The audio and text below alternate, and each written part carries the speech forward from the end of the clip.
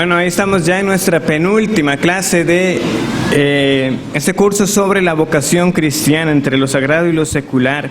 Y para este día nosotros estaremos tocando el tema ya puntual de la mayordomía cristiana, la excelencia y la compasión también que debe ser exhibida en nuestros llamados. La semana pasada vimos las pruebas, vimos que sin duda alguna, las pruebas son una realidad en la vida del cristiano y por tanto, siendo también que el Señor nos llama a distintos oficios y en distintas áreas de la vida, pues también en ellas de manera distinta seremos probados. Cada uno tiene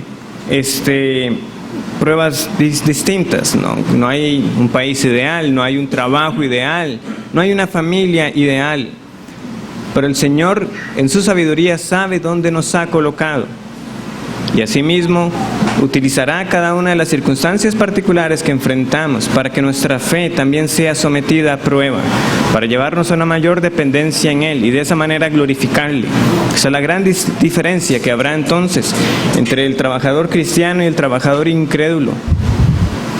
Vendrán las pruebas para ambos, pero el creyente podrá ejercer su fe en ellas, podrá acudir al Señor en oración sabiendo que Él tiene cuidado de nosotros. Podemos llevar todas nuestras ansiedades a Él. En el caso de la mayordomía cristiana, pues la definición sencilla es simplemente ser un administrador. Entonces el Señor a nosotros nos ha dado mucho que administrar y eso está muy claramente ilustrado en las parábolas, ¿verdad?, de los talentos o acerca también de los mayordomos infieles.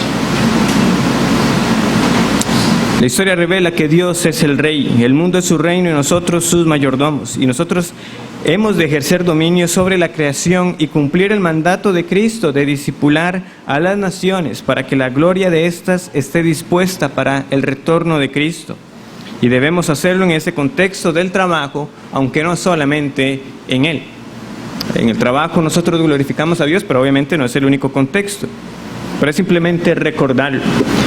En este sentido, cuando nosotros ejercemos cualquiera de las vocaciones a las que el Señor nos ha llamado, tenemos que recordar 4 características en estas. En primer lugar, debemos recordar la primacía de la gracia. En segundo lugar, la redención del tiempo y el espacio.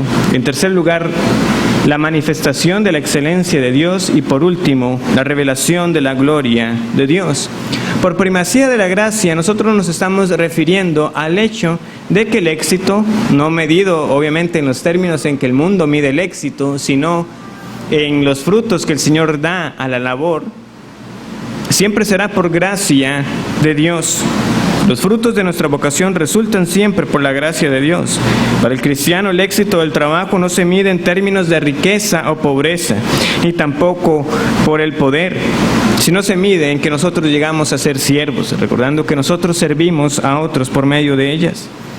El modelo bíblico nos llama a nosotros a entrar en el reino de Dios y a propagar ese reino. La cuestión que debe plantearse cada cristiano es: ¿cómo puede mi vida y mi trabajo extender el reino de Dios? Por supuesto, en aquellos que tienen la visión materialista, aquella que vimos muy al inicio del curso, pues el éxito siempre se medirá y dependerá del esfuerzo de uno. Yo soy el que me he ganado estas cosas, ha sido el sudor de mi frente que ha amontonado todo eso. Es la manera de hablar de aquel rico insensato, ¿verdad? Él es el que ha amontonado bienes y ahora dice para sí mismo: ahora sí, ha llegado el momento de disfrutar de ellas. No reconoce la mano soberana de Dios que le ha dado todas esas cosas. En la postura fatalista, animista, pues el éxito no está en manos de uno, sino está en la mano de la suerte o de los dioses o del destino. Pero obviamente no reconocen tampoco a un Dios personal. Vamos a leer el pasaje. Yo mencioné brevemente al respecto de esta porción de la Escritura, Deuteronomio 8:18. Pero veamos el contexto en el cual está. Leamos a partir del versículo 11. Eso es lo que advirtió el Señor al pueblo de Israel precisamente. Deuteronomio 8:11. Cuídate de no olvidarte de Jehová tu Dios para cumplir sus mandamientos, sus decretos y sus estatutos que yo te ordeno hoy. No suceda que comas y te sacies y edifiques buenas casas en que habites, y tus vacas y tus ovejas se aumenten, y la plata y el oro se te multipliquen, y todo lo que tuvieres se aumente, y se enorgullezca tu corazón, y te olvides de Jehová tu Dios, que te sacó de tierra de Egipto, de casa de servidumbre, que te hizo caminar por un desierto grande y espantoso, lleno de serpientes ardientes, y de escorpiones, y de sed, donde no había agua, y él te sacó agua de la roca del pedernal, que te sustentó con maná en el desierto, comida que tus padres no habían conocido, afligiéndote y probándote, para a la postre hacerte bien. Y digas en tu corazón: mi poder y la fuerza de mi mano me han traído esta riqueza. Sino acuérdate de Jehová tu Dios, porque Él te da el poder para hacer las riquezas, a fin de confirmar su pacto que juró a tus padres, como en este día. Es así, si tenemos las fuerzas, si tenemos el poder, si hay fruto de nuestra labor de tal manera que podemos ver un retorno de Él. ¿Por qué es? Porque el Señor así lo ha querido. Y Él, conociendo la condición de nuestro corazón, nos tiene que advertir al respecto de cuán dado es el corazón humano a olvidarse del Señor. Una vez que tiene el bien, que tiene la riqueza, que tiene el techo, que tiene la comida. El autor comparte un relato de Spurgeon, no menciona en qué sermón lo llegó a comentar o si en algún libro, pero se dice que Spurgeon llegó a compartir, este fue un predicador del siglo XIX, acerca de dos niñas en una misma escuela, y había una que sacaba buenas notas y otra no sacaba buenas notas. Entonces la que le iba mal llegó a la niña que le iba bien y le dijo: ¿cuál es tu secreto? Y ella le dijo: bueno, yo estudio mucho las notas que yo tomo. Entonces la niña que iba mal fue e hizo lo mismo y se dedicó a estudiar bastante. Cuando llegaron los nuevos resultados, sus notas mejoraron, pero no mucho. Entonces le fue a preguntar: ¿pero qué pasó? ¿Por qué no me fue bien a mí? Si se supone que estaba haciendo lo mismo que tú haces. Y entonces esa primera niña le preguntó a la segunda, a la que no le iba bien: ¿y oraste a Dios? Añadió que siempre ella se esforzaba, pero suplicaba también el favor de Dios. Spurgeon entonces añade: es preciso trabajar como si todo dependiera de nosotros, orar como si todo dependiera de Dios y dar a Dios la gloria por los resultados obtenidos. Lo hemos dicho en muchas otras ocasiones, Dios es soberano, pero el hombre es enteramente responsable. Eso es cierto en nuestra santificación. Él es el que pone el querer como el hacer por su buena voluntad, pero a nosotros se nos da el mandamiento de ocuparnos en nuestra salvación con temor y temblor. Y obviamente es cierto de nuestros llamados. Lutero también llegó a escribir: cuando llegan las riquezas, el impío corazón del hombre piensa: lo he conseguido con mi esfuerzo. No considera que son puras bendiciones de Dios que a veces nos llegan a través de nuestro esfuerzo, y a veces sin Él, pero nunca a causa de este, porque Dios siempre nos las concede gracias a su misericordia inmerecida. Calvino lo expresa de esta manera: en vano se fatigan los hombres en sus labores y se consumen tratando de adquirir riquezas, ya que éstas son un beneficio solo concedido por Dios. Otro pastor puritano, también que fue escritor y pionero científico y político, Cotton Mather, llegó a escribir: al ocuparnos extendemos las redes, pero Dios acerca a nuestras redes todo lo que en ellas entra. Esa era la mentalidad de los pensadores reformados. Ellos entendieron que la riqueza era un bien social, no una posesión personal, un don de Dios, y no el mero resultado del esfuerzo humano o un signo de la aprobación divina. Ciertamente quien tiene riquezas es porque Dios se las ha concedido, pero estas nunca tienen que tomarse como el parámetro para decir: esa es la señal de que Dios me favorece a mí. Porque puedes estar viviendo una vida impía, sí, con riquezas que el Señor te ha dado, pero eso no quiere decir que el Señor esté aprobando cómo vives delante de Él. Qué terrible sería confundir entonces las riquezas como esa señal de aprobación.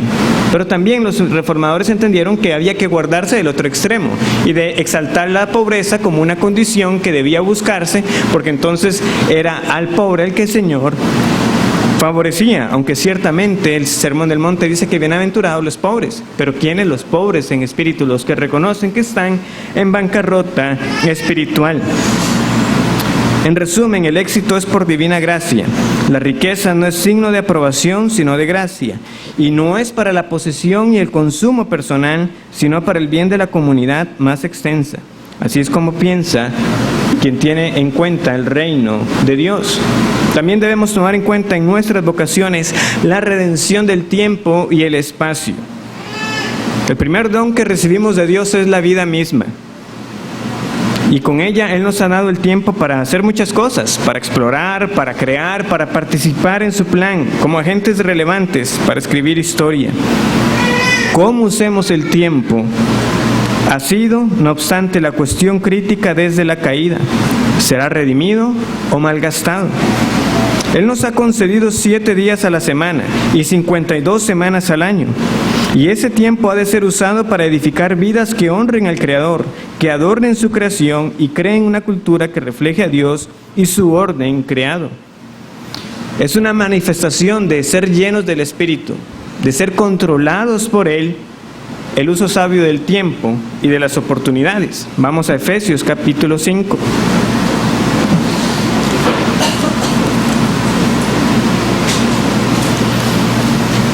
Antes de ir al versículo 15 y 16, de nuevo, recordemos siempre tener en cuenta el contexto. ¿Y qué es lo que dice el versículo 1 del capítulo 5?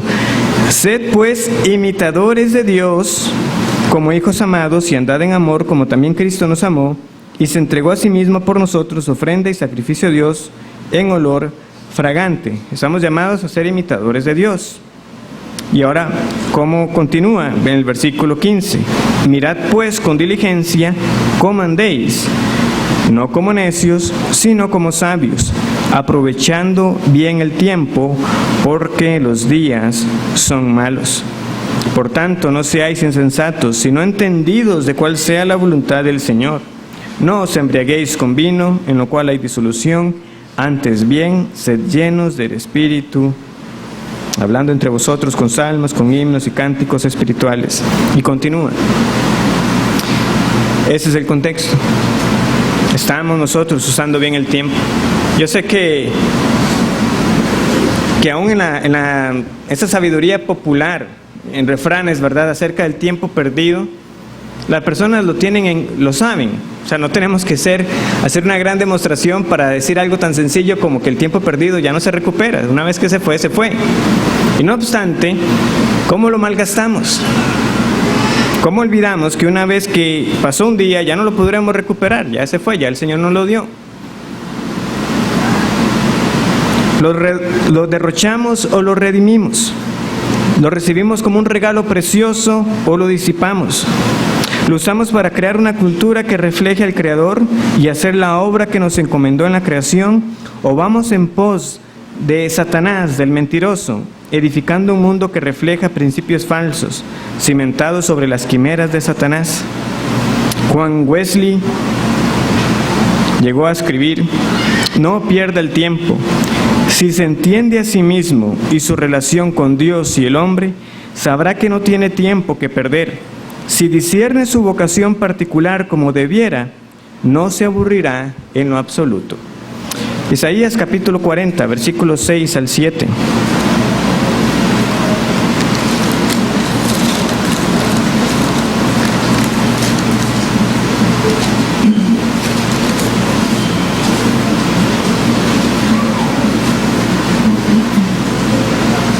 Isaías 40, versículos 6 y 7, dice así: voz que decía, da voces, y yo respondí, ¿qué tengo que decir a voces? Que toda carne es hierba, y toda su gloria como flor del campo. La hierba se seca y la flor se marchita, porque el viento de Jehová sopló en ella. Ciertamente como hierba es el pueblo. Nuestra vida es efímera y pasajera. No sabemos cuánto hemos de vivir, ni cuándo ha de regresar el Señor. Pero como dice el autor, a su regreso el Señor no nos preguntará a nosotros, ¿cuántos años viviste? Porque nosotros viviremos los años que Él nos haya querido dar en su soberanía. Sino, ¿qué hiciste con los años que te di? ¿Cómo estamos usando el tiempo? Un enfoque materialista no se preocupa por el tiempo en esa perspectiva eterna. Se preocupa del tiempo en otros aspectos, es decir, ¿cuándo obtendré el retorno de la inversión que he hecho? ¿Cuándo me pagarán? ¿Cuándo podré lograr ciertas metas? ¿Cuánto durará cierto placer que estoy procurando? Pero después de ahí el tiempo no importa, no hay perspectiva eterna. ¿Por qué? Porque se rige con el lema de comamos y bebamos porque mañana moriremos. El tiempo del trabajo pasa a ser considerado una oportunidad para ya luego yo tener la complacencia. Uno trabaja toda la semana para poder disfrutar el fin de semana. Y entonces la vida y el trabajo se separan. Sin embargo, la historia apunta a un destino claro. Hay una continuidad. El Señor Jesús vino por primera vez y regresará por segunda vez. Y entre tanto, nuestra vocación consiste en redimir el tiempo y el espacio que Él nos ha concedido. La tercera característica que debemos tener en cuenta en nuestras vocaciones es la manifestación de la excelencia de Dios. Siendo llamados por Dios, nosotros contamos con un patrón digno de nuestro máximo esfuerzo. Esos pasajes también los conocemos, pero vamos a repasarlos. 1 Tesalonicenses 2:4. Dice así. 1 Tesalonicenses 2:4. Sino que según fuimos aprobados por Dios para que se nos confiase el Evangelio, así hablamos, no como para agradar a los hombres, sino a Dios, que prueba nuestros corazones. O otro más conocido, Colosenses 3:23, respecto al trabajo, dice lo siguiente, Colosenses 3:23. Y todo lo que hagáis, hacedlo de corazón, como para el Señor y no para los hombres. ¿Por qué es así? Bueno, porque el hombre redimido trabaja para Dios, trabaja para cumplir el plan divino y por tanto debe realizar su trabajo con excelencia. Y las pautas para trabajar con excelencia están delineadas por Dios mismo. Estriban en su propia naturaleza. Así como Dios es veraz, justo, bueno, hermoso, nuestro trabajo tiene que ser veraz, justo, hermoso. En cómo sea que se pueda expresar esa belleza según lo que nosotros hacemos. ¿Por qué? Porque es lo que Él declaró luego de cada día de la creación, que Dios vio lo que había hecho y dijo que era bueno. Entonces, nuestro trabajo tiene que ser realizado de tal manera que podamos decir lo mismo después de una labor hecha. Lo que he hecho está bien. Lo que he hecho es bueno. Y nosotros lo podemos apreciar en la creación aún a pesar de los efectos de la caída. Por ejemplo, lo vemos en las declaraciones de los salmos. ¿Qué es lo que escriben los salmistas inspirados por el Espíritu Santo al ver la creación? Bueno, dicen lo siguiente. Salmo 104, el 1 al 5. Bendice, alma mía, Jehová. Jehová, Dios mío, mucho te has engrandecido. Te has vestido de gloria y de magnificencia. El que se cubre de luz como de vestidura, que extiende los cielos como una cortina, que establece sus aposentos entre las aguas, el que pone las nubes por su carroza, el que anda por las alas del viento, el que hace a los vientos sus mensajeros y a las flamas de fuego sus ministros. Él fundó la tierra sobre sus cimientos, no será jamás removida. O el Salmo 111.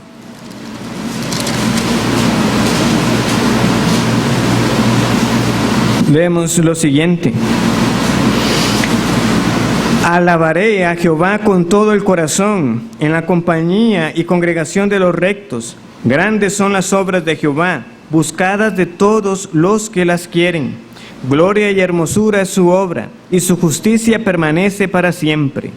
Ha hecho memorables sus maravillas, Clemente y misericordioso es Jehová. Ha dado alimento a los que le temen. Para siempre se acordará de su pacto. El poder de sus obras manifestó a su pueblo, dándole la heredad de las naciones. Las obras de sus manos son verdad y juicio. Fieles son todos sus mandamientos, afirmados eternamente y para siempre, hechos en verdad y en rectitud. Redención ha enviado a su pueblo, para siempre ha ordenado su pacto. Santo y temible es su nombre. El principio de la sabiduría es el temor de Jehová. Buen entendimiento tienen todos los que practican sus mandamientos. Su loor permanece para siempre.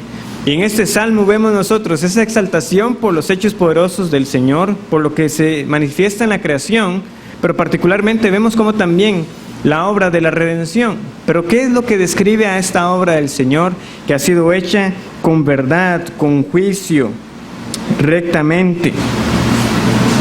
Que son maravillas, gloria y hermosura, dice el versículo 3, es su obra. ¿A qué clase de trabajo nos llama nuestro Dios excelente? A una obra excelente. A que trabajemos procurando la excelencia. ¿Por qué? Porque nuestro trabajo contribuye, aunque de una manera ínfima, obviamente, a esta extensión del reino de Dios. Es lo que hemos estado también mencionando.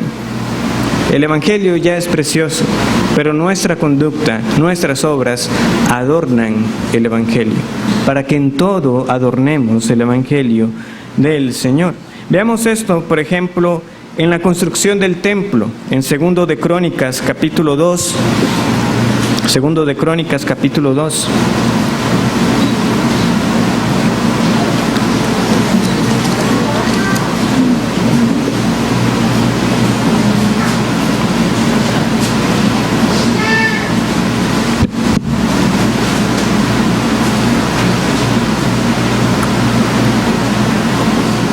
Segundo de Crónicas, capítulo 2, dice así: determinó pues Salomón edificar casa al nombre de Jehová y casa para su reino. Y designó Salomón 70,000 hombres que llevasen cargas y 80,000 hombres que cortasen en los montes y 3,600 que los vigilasen. Y envió a decir Salomón a Hiram, rey de Tiro: haz conmigo como hiciste con David mi padre, enviándole cedros para que edificara para sí casa en que morase.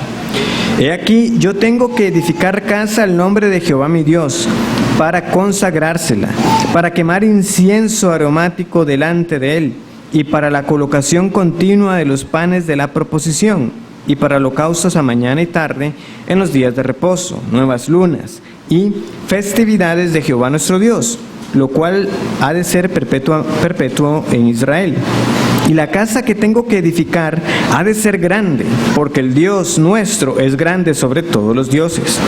Mas ¿quién será capaz de edificarle casa, siendo que los cielos y los cielos de los cielos no pueden contenerlo? ¿Quién pues soy yo para que le edifique casa, sino tan solo para quemar incienso delante de él? Envíame pues ahora un hombre hábil que sepa trabajar en oro, en plata, en bronce, en hierro, en púrpura, en grana y en azul, y que sepa esculpir con los maestros que están conmigo en Judá y en Jerusalén, los cuales dispuso mi padre. Envíame también madera del Líbano, cedro, ciprés y sándalo, porque yo sé que tus siervos saben cortar madera en el Líbano, y aquí mis siervos irán con los tuyos, para que me preparen mucha madera, porque la casa que tengo que edificar ha de ser grande y portentosa. Y aquí, para los trabajadores, tus siervos, cortadores de madera, he dado 20,000 coros de trigo en grano, 20,000 coros de cebada, 20,000 batos de vino y 20,000 batos de aceite. Entonces Hiram, rey de Tiro, respondió por escrito que envió a Salomón: porque Jehová amó su pueblo, te ha puesto por rey sobre ellos. Además decía Hiram: bendito sea Jehová, el Dios de Israel, que hizo los cielos y la tierra, y que dio al rey David un hijo sabio, entendido, cuerdo y prudente, que edifique casa a Jehová y casa para su reino. Yo pues te he enviado un hombre hábil y entendido, Hiram Abi, hijo de una mujer de las hijas de Dan, mas su padre fue de Tiro, el cual sabe trabajar en oro, plata, bronce y hierro, en piedra y en madera, en púrpura y en azul, en lino y en carmesí. Asimismo sabe esculpir toda clase de figuras y sacar toda forma de diseño que se le pida, con tus hombres peritos y con los de mi señor David, tu padre. Vemos entonces lo que estaba detrás de la construcción de ese templo para el Señor. Tenía que ser grande porque el Señor es grande. Se estaba buscando la excelencia. No pidió que le enviara a cualquier hombre. No, envíeme a un hombre que sea hábil. ¿Y a quién le enviaron? A un hombre hábil y entendido en todo ello. ¿Por qué? Porque se estaba buscando la excelencia. Se estaba buscando que precisamente reflejara esa dignidad y excelencia del Dios a quien iba a estar dedicado ese templo. Por supuesto, a Salomón se le encargó esa tarea particular de edificar un templo. Nosotros no tenemos esa tarea hoy. Y él mismo reconoció que ese templo jamás iba a ser suficiente para contener al Dios infinito en gloria y majestad. Y sin embargo, buscó hacerlo de la mejor manera posible. También nosotros en nuestras vocaciones buscaremos hacer lo que tengamos que hacer lo mejor según las capacidades que Dios nos ha dado, porque como hemos visto, nuestra conducta y buenas obras adornan el ya precioso evangelio del grande, justo, santo y buen Dios, que entregó al Hijo amado por salvarnos de nuestra maldad y darnos vida eterna. ¿Por qué hacemos las cosas bien? ¿Por qué debemos buscar la excelencia? Porque servimos al Dios que nos salvó, no al ojo humano. Pero ¿cuál Dios servimos? Eso es lo que está detrás de la labor. Una cita más de John Wesley. Uno debería estar continuamente aprendiendo de la experiencia ajena o de su propia experiencia, leyendo y reflexionando para hacer lo que tiene que hacer hoy mejor de lo que lo hizo ayer. Asegúrese de que practica todo lo que aprende para sacar máximo provecho de lo que tiene entre manos. Particularmente nosotros, entonces, estamos llamados a marcar esa diferencia. En lugares donde quieren fomentar la mediocridad, no se esfuerce tanto, no lo haga tan bien. No, yo lo voy a hacer lo mejor que puedo hacerlo según la capacidad que el Señor me ha dado, porque yo le sirvo a Él. El autor de este libro, Vida, Trabajo y Devoción, ponía ejemplos que pueden parecer triviales, pero es que en esos detalles, hermanos, muchas veces están las diferencias. Él dice que una vez estaba conduciendo de esas rutas, ¿verdad?, largas que se ven en los Estados Unidos, y que apareció una gasolinera ahí a la distancia. Sed tiene, debe usar el baño. Y él dice, yo me esperaba lo peor. Imagínense una gasolinera en medio de la nada, el baño de los hombres. Para su sorpresa, se encuentra un baño limpio, con flores recién cortadas e impecable. Dice, yo no sé quién lo atendía, pero quien lo estaba haciendo realmente entendía la importancia de hacer una buena labor. Nadie más la ve, pero el Señor la veía, entendiendo quizás que haya sido una persona cristiana la que estuviera ahí detrás. Él dice de otra ocasión que tuvo que hacer uso de un hotel. Entra a la habitación y encuentra que los jabones y los paños colocados de cierta manera que muestra a alguien que se lo hizo con esmero. No se encontró simplemente el paño tirado, los jabones por ahí. Detalles que demuestran que se busca la excelencia. Es algo que, y no lo digo por ser mi esposa, pero obviamente el Señor me ha bendecido y me ha mostrado mucho de ello también, viendo como pequeños detalles que están ahí. Cosas que por mi tendencia no lo tendría a apreciar, pero hay un orden en que se colocan los cubiertos, hay un orden en que se colocan los platos, en que se sirven las cosas. Hasta algo tan sencillo como poner una servilleta, que se puede hacer hasta en una forma de diversas formas, flores y cosas así. Pero hay atención al detalle que muestra algo, que da a entender algo. Hermanos, eso tiene que motivarnos a nosotros también. ¿Por qué? Porque nuestro Dios es excelente y ha sido sumamente bueno para con nosotros. Hemos sido convocados a hacer un trabajo excelente, digno de aquel que nos llamó. Finalmente tenemos la revelación de la gloria de Dios. Dios es glorificado en nuestro trabajo cuando andamos en la vocación particular que Él nos ha dado. Es glorificado cuando acabamos la obra que ha dispuesto que hagamos.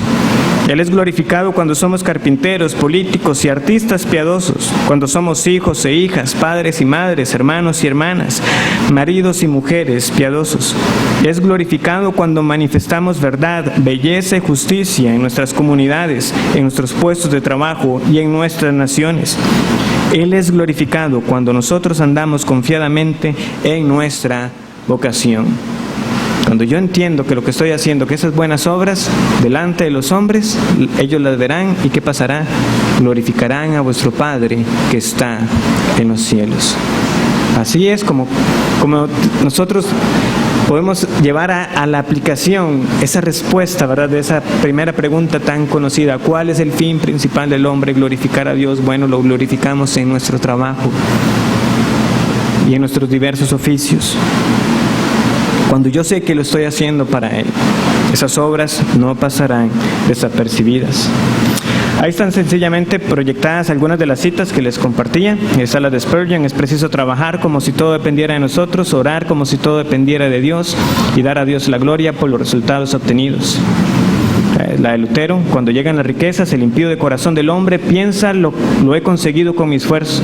No considera que son puras bendiciones de Dios, que a veces nos llegan a través de nuestro esfuerzo y a veces sin él, pero nunca a causa de esto, porque Dios siempre nos las concede gracias a su misericordia inmerecida. Estas dos que son de Wesley: no pierda el tiempo si se entiende a sí mismo y su relación con Dios, y el hombre sabrá que no tiene tiempo que perder. Si discierne su vocación particular como debiera, no se aburrirá en lo absoluto. Y uno debería estar continuamente aprendiendo de la experiencia ajena o de su propia experiencia, leyendo y reflexionando para hacer lo que tiene que hacer hoy mejor de lo que lo hizo ayer. Asegúrese de que practica todo lo que aprende para sacar máximo provecho de lo que tiene entre manos.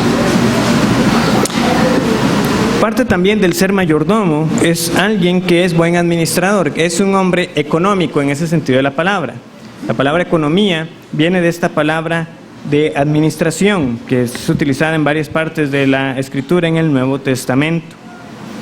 Ahora, por hombre económico y la ética protestante, que a veces también es llamada, el autor lo resume en estos tres principios o reglas que Wesley tenía para el uso del dinero. ¿Y qué dice Wesley? Que hoy lo hemos citado bastante, lo vamos a seguir citando bastante. Así se regía él: gane todo lo que pueda, ahorre todo lo que pueda y dé todo lo que pueda. Los reformadores del movimiento protestante reconocieron la importancia de la vida económica como ciudadanos del reino de Dios, y esto impactó las economías europeas. ¿Qué enseñaron los reformadores que transformó las economías y las estructuras sociales del norte de Europa? Bueno, por un lado, fue abolir aquella distinción, ¿verdad?, entre la vida permitida y la vida dedicada o apartada o vida sagrada, o la contemplativa y la vida activa, sino que toda vida es sagrada y que toda vida se debe vivir coram Deo, delante de Dios. Yo vivo delante de la presencia de Dios continuamente. Eso fue lo que llevó a ese cambio. Por eso yo había dicho que no fomentaban jamás esa enseñanza de la vocación, como decirle a los hombres: lo que usted nació, eso es lo que tiene que hacer el resto de su vida, sino que redimió la labor de muchos, pero también motivó a muchos a buscar un cambio, a desempeñarse también en otras áreas, porque eran igualmente válidas delante del Señor.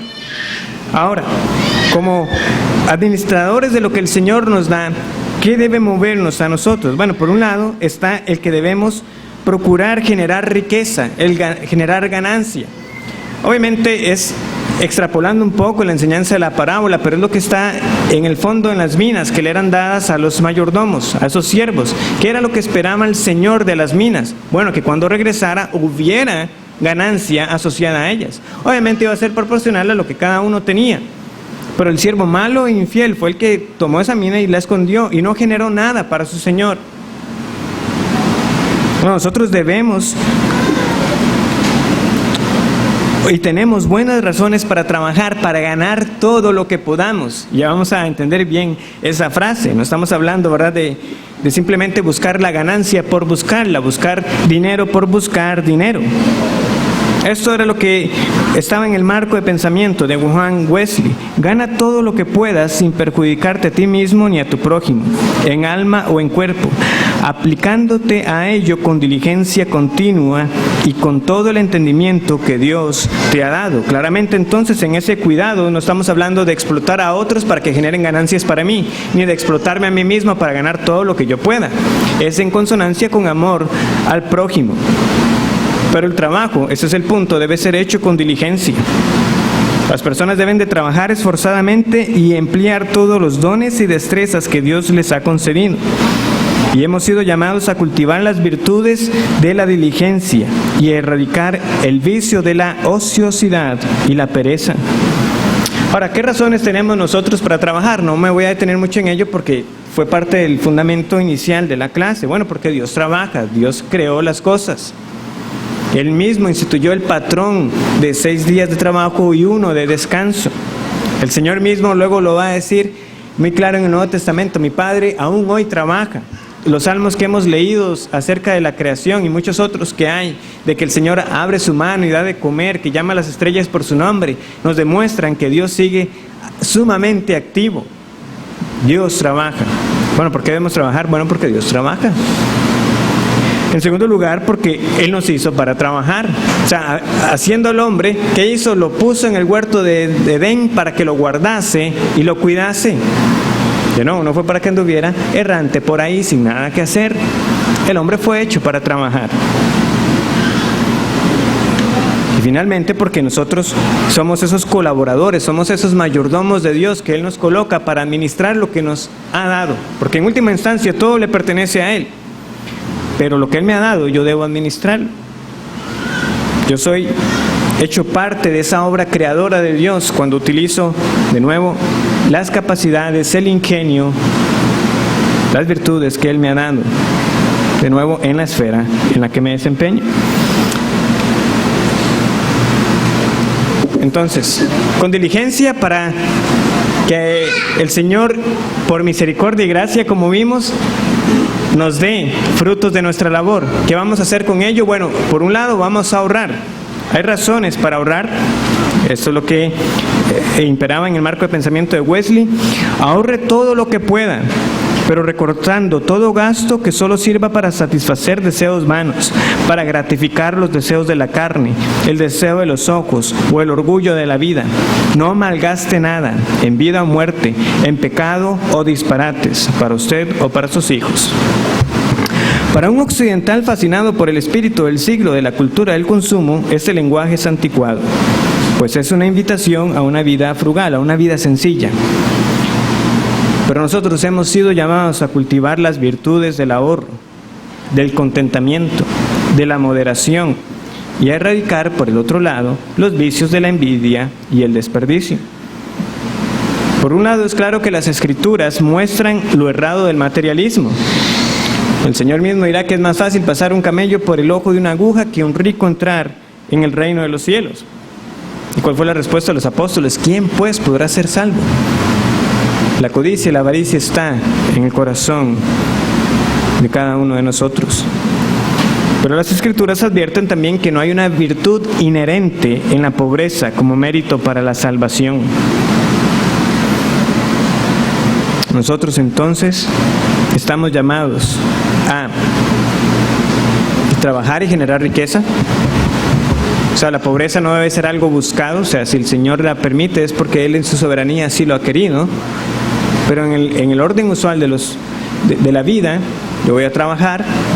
El Señor en su misericordia traerá una recompensa a esa labor. Yo tendré suficiente para mis necesidades y para compartir con otros, pero también para hacer una provisión. Entonces, ¿qué razones vemos nosotros así resumidas para ahorrar? Bueno, hay una en el patrón mismo del trabajo o descanso. Trabajamos 6 días para descansar el 7º. Y de nuevo, esto quizás es más difícil ya ahora para la mayoría de nosotros, porque a nosotros ya se nos paga por semana, por quincenas, algunos por mes. y no esa labor diaria, ¿verdad?, que todavía queda en algunos lugares, sobre todo en las zonas agrícolas, donde usted como peón trabaja y ese día es el que se le paga. Quien tiene que trabajar de esa manera, pues evidentemente tiene que planificarse para trabajar solamente 6 días, porque el séptimo es para el Señor. O sea, no puede vivir de tal manera de que al llegar el séptimo diga tengo que trabajar porque ya no tengo nada más. En un sentido hay que cultivar una iniciativa de ahorro. ¿Para qué? Para que cuando llegue el día séptimo yo no trabaje, porque es el día del Señor. Pero de igual manera sigue aplicando para cada uno de nosotros, que mostrará si estamos nosotros detrás de simplemente las riquezas para nuestro propio consumo. Cuando aparece en algunos lugares, ¿verdad?, sobre todo recuerdo el hermano Eduardo cómo comparte que en el hospital, cómo se pelean aquellos que quieren trabajar el día domingo. ¿Por qué? Porque lo pagan mejor. Y así aparecerá en algunos otros lados. Hay algunos que, bueno, en la empresa donde estoy es como, muchachos, hay que trabajar el fin de semana. Y hay algunos que intencionalmente es como, el sábado me queda complicado, pero podría el domingo. De nuevo, ¿por qué? ¿Qué hay detrás de ello? Pero no es la manera en que nosotros nos regimos, aun si situaciones extraordinarias como esas se tuvieran que dar. Es lo menos que yo quiero. ¿Sí? Yo no voy a trabajar el domingo. Es el día del Señor. De nuevo, según las circunstancias de cada uno. En segundo lugar, porque vivimos en un mundo caído. Aunque de nuevo, directamente nosotros no somos aquellos que estamos trabajando en el campo, las tragedias vienen. Hay terremotos, hay inundaciones, hay hambrunas, hay sequías. Y todo esto afecta a la producción, todo esto afecta a la disponibilidad de ciertos bienes y de ciertos servicios. Es parte de la prudencia el ahorrar para precisamente cuando vengan esos tiempos malos. El patrón que tenemos más claro es Génesis 41. Por tiempo no lo vamos a leer. ¿Qué es lo que ocurre ahí? Bueno, es José interpretando el sueño de Faraón. Hay 7 años muy buenos, pero luego iban a venir 7 años muy malos. ¿Qué tenían que hacer? Ahorrar. Ahorren, porque van a venir 7 años tan malos que a la gente se le va a olvidar que hubo 7 años muy buenos. Y tener en los graneros y demás. Y vemos cómo esa administración prudente les permitió sobrellevar esos años de hambruna. Hay una previsión para el futuro también, precisamente porque reconocemos que la historia se desenvuelve, que hay un principio y habrá un final, que hay un futuro después de mí, que hay un futuro para mis hijos, para mis nietos. Es necesario que yo tenga que retrasar la gratificación personal por el bien de otros. Tenemos que ahorrar para sufragar la educación de los hijos, para financiar un negocio, para adquirir una casa y muchos otros aspectos particulares de lo que el Señor sabe que necesitamos. Pero mucho de ello no se puede conseguir simplemente con el salario de una ocasión. Hay que ahorrar para ello. Y a veces tendré que decir que no a ciertas cosas para adquirir otras necesarias. Pasaje sumamente conocido, ¿verdad? Ve a la hormiga, oh perezoso, Proverbios 6 al 8. ¿Y qué es lo que hace la hormiga? ¿Para qué está guardando? Vamos a leerlo brevemente para recordar. Proverbios 6, del 6 al 8. Ve a la hormiga, oh perezoso, mira sus caminos y sé sabio, la cual, no teniendo capitán, ni gobernador, ni señor, prepara en el verano su comida y recoge en el tiempo de la siega su mantenimiento. Perezoso, ¿hasta cuándo has de dormir? ¿Cuándo te levantarás de tu sueño?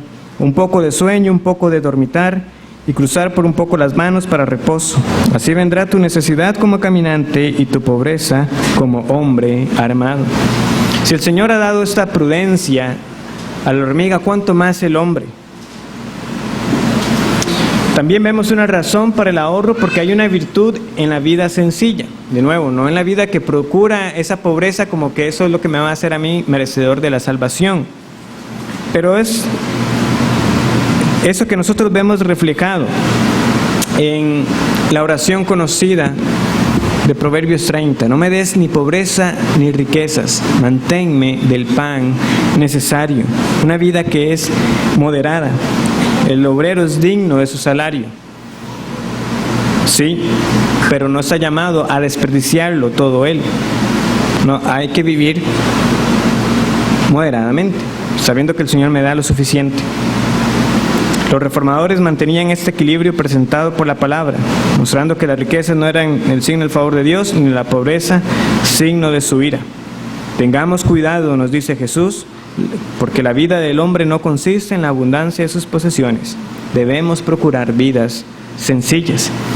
Y finalmente tenemos el contentamiento.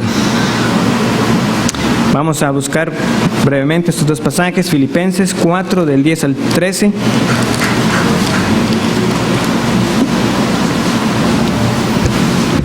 En gran manera me gocé en el Señor de que ya al fin habéis revivido vuestro cuidado de mí, de lo cual también estabais solícitos, pero os faltaba la oportunidad. No lo digo porque tenga escasez, pues he aprendido a contentarme cualquiera que sea mi situación. Sé vivir humildemente y sé tener abundancia. En todo y por todo estoy enseñado. Así para estar saciado como para tener hambre, así para tener abundancia como para padecer necesidad. Todo lo puedo en Cristo que me fortalece. Primera de Timoteo, capítulo 6, versículos del 6 al 10. Primera de Timoteo 6, del 6 al 10.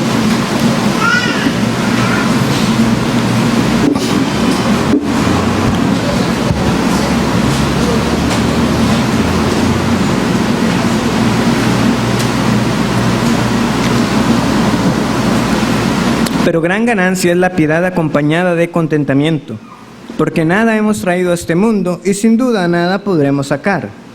Así que teniendo sustento y abrigo, estemos contentos con esto, porque los que quieren enriquecerse caen en tentación y lazo, y en muchas codicias necias y dañosas, que hunden a los hombres en destrucción y perdición, porque raíz de todos los males es el amor al dinero, el cual codiciando algunos se extraviaron de la fe y fueron traspasados de muchos dolores.